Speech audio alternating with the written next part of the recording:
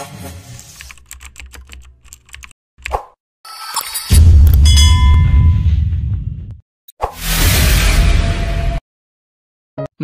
สูงค่าไม่สูงปีน้องผู้ปันแห้งถ่อมยินข่าวเงาเขาตังหมดตังเสียงเมื่อในวันที่27 6เดือนปี2025ข่าวเตมีข่าวเงาตะลายโหข้อข่าวเสมาต่อไต่ใครในปันปีน้องเฮาเขาไล่ถ่อมยินกะจอมกันค่าอ้อข่าเฮาข่าวอันกันมาถ่อมด้วยข่าวเงากะจอมกันค่าเนาะตับซึกมานเอาเฮอมินปล่อยมักเซอร์ตีเวียงเมืองกูดว่าซึ่งหนังในค่าอ้อเมื่อวันที่25 6เดือนปี2025ยามกลางคืน11 โมงครึ่งนั้น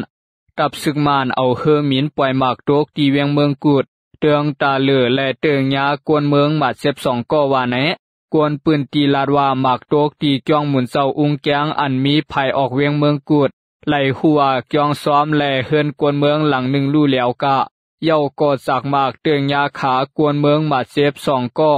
มันสาย10 ลัดแทงว่าไว้เสซึ่งมานเอาเฮอมินปล่อยหมักตกเย้าไล่ยินป้าเสียงกว้างกลางคำต่อกลางไหนเปลี่ยนลองสั่งแต้มหู้เย้าค่าจอมตังก็หันเข้าจัดทัดอยู่หัดออกเฮือนว่าแนะป่วนมาเมื่อวันที่13 5เดือนปี2025ยามกลางคำนั่นก็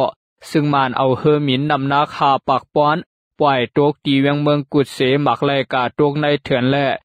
ตันเตือยากวนเมืองข่าเฮาข่าวอ่านกันมาสืบถ่อมด้วยข่าวเงากะจอมกันเที่ยงค่า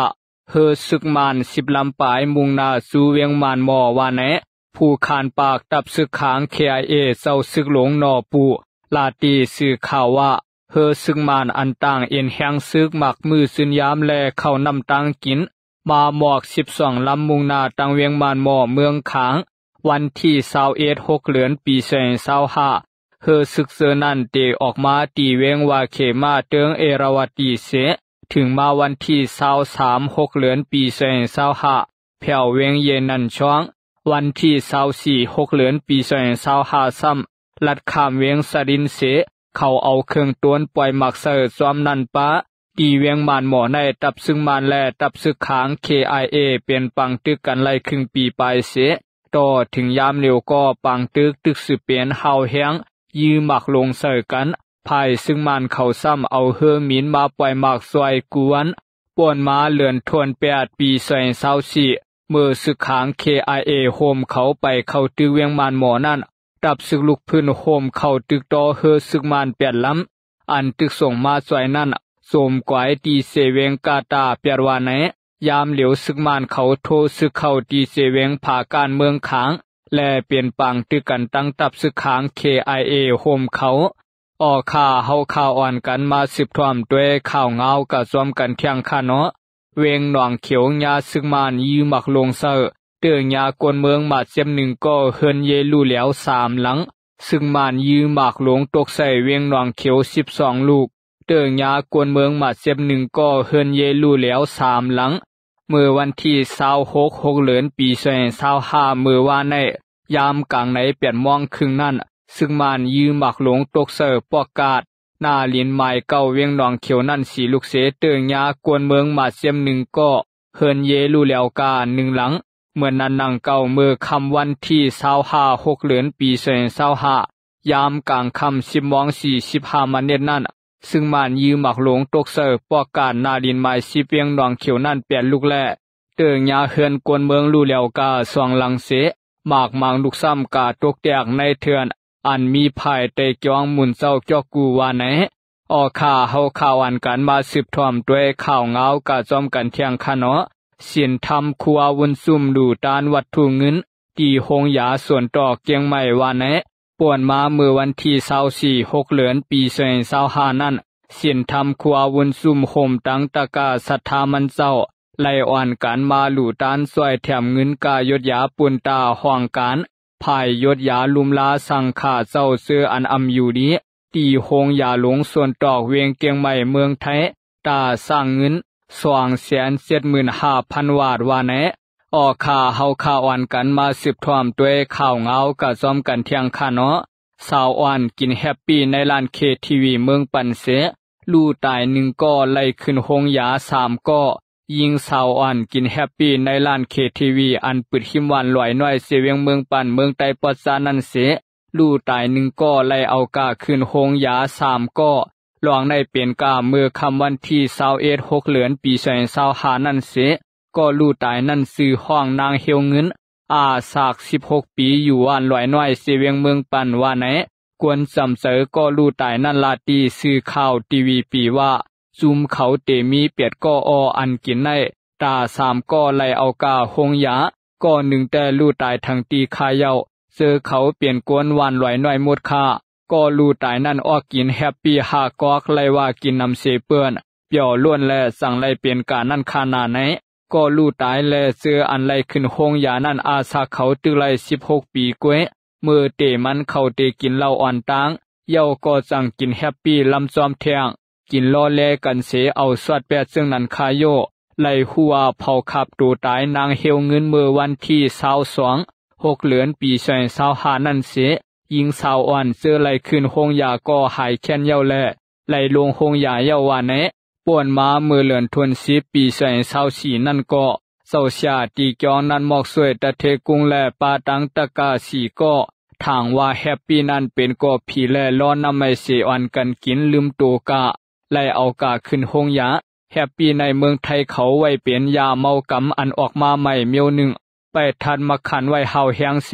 เมื่อนั่งในเมืองไตเวียงตาคิเล็กเกียงตุงต้วนตีลอกซอกและนำสั่งเสื้อในอ่อนกันส่งเสื้อกินมันในร้านเคทีวีออกเฮาข่าวอันกันมาสืบถ่วมตัวข่าวเงากะจอมกันเที่ยงค่ะเนาะแห่งการม่านถูกยึดกึดการ1 ปาก18ก็ตีชลบุรีซุมสวยแถมแห่งการเมืองโฮมตุมลาดว่าแห่งการ1 ปาก80ก็อันเหตุการณ์ตีโครงการสายไผ่เก่าตีเสตวนชลบุรีซึ่งไทยนั่นยามเหลียวถูกกึดยึดการเปลี่ยนหมดเย้าและทบตังหยาบไว้ว่าแนะแห่งการม่านเขาลาดว่าเจอเขาเข้าเหตุการณ์ในโครงการในมี2 ปีต่อถึง8 ปีเย้าเสภายโครงการเขาลาดว่าปอถึงมาวันที่28 เดือนปี2025ในเตปิกอืดโครงการเย้าในแลสั่งไล่กึด8การกวนเหตุการณ์เขาหรือเสนั่นภายโครงการปันเหตุการณ์เย้าเสียมกะปันปางเงินเหลือนอันไล่เหตุการณ์หรือ10 วันนั้นเย้าก่อกวนเหตุการณ์เขาอ่อนกันเฮ็ดวัดสีของซ้อมปอเลี้ยงและต่อปาอายุปัสสปวาไล่สายเงินลงนาไว้ตีปอเลี้ยงเย้าเสเกี่ยวเลยลองในเสไปหันปอเลี้ยงโครงการหับเอาปุ่นพรสั่งไว้แห่งการม่านเขาเหตุการณ์ตีโครงการในมาปียาวเข้าขึงเย้าเสไล่ทบตังหยาบลองวัดไว้ลองกินยำแลคันเสอตาหาการใหม่แลไล่อ่อนกันย้อนตังสวยแถมตีซุมสวยแถมแห่งการเมืองโฮมตุมเมื่อวันที่24 6เดือนปี2025นั่นเสภายซุมสวยแถมแห่งการเมืองโฮมตุมเขาก็กล่าวหบทบกลเหตุการณ์เขาเสียวไล่หับมูไว้ว่าเสื่องหนังไหนเฮาข่าวอันกันมาสืบถ่วมด้วยข่าวเงากะจอมกันเที่ยงเมืองโฮมตุมสุดเผาเปียดยาเมากำตาเงินต่อลาหมอก3 ปักล้านว่าไหนวันที่26 เดือนปี2025เมื่อว่าในตรงแม่นวันเผียวมวยยาเมากำเมืองลุมพานในแหละเมืองโฮมตุมในอยู่ตีของสีซึ่งมันและสังสุมีบกองกลางเขาและสังอ่อนกันเผายาแปดยาเมากำเฮ็ดปางตันไข่ปันตังหูลองเพให้ซ่ายาเมากำอยู่ตีของสีซึ่งมันเสไลเฮ็ดปางเผียวมวยยาเมากำกาตีเวียงหลงตากุ้งเวียงตาเลือมันเตเลและเวียงหลงตวนตีเงาซึ่งเมืองไต้ไล่สุดภัยเผาเปียดยาเมากำกูเซียนอันตียอบไล่มาใน1 ปีตั้งเสียงตานเงินดอลลาร์อเมริกัน3 ปักล้านในนันเตปายาลำยาพินเพิกยามากะตามีนและยาไอเสียมเสื้อนั่นเฮาข่าวอันกันมาสืบถ่วมด้วยข่าวเงากะจอมกันเที่ยงค่ะเนาะปางตึกในเสเวงหนองเขียวในวันเหลียวเครื่องมินซึกมันปล่อยมากยอม80 ลูกซึกมันและตั้งซึกตาอ้าง TNLA ทานู TPLA ปึดยื้อตึกต่อกันในเสเวงหนองเขียวซึ่งไต้ปัดห้องผู้มีปุ่นพรในตับซึกธนูลาดว่าปางตึกในเตเป็นเฮาแหงมาในวันที่24 6เดือนปี2025เป็นตีวันสวยตุนปางตึกสร้างเตแหงและเตกว้างแทงเป็นเนือเสียนตังหนองเขียวลอกจอกปาทุวันที่25 6เดือนปี2025ใน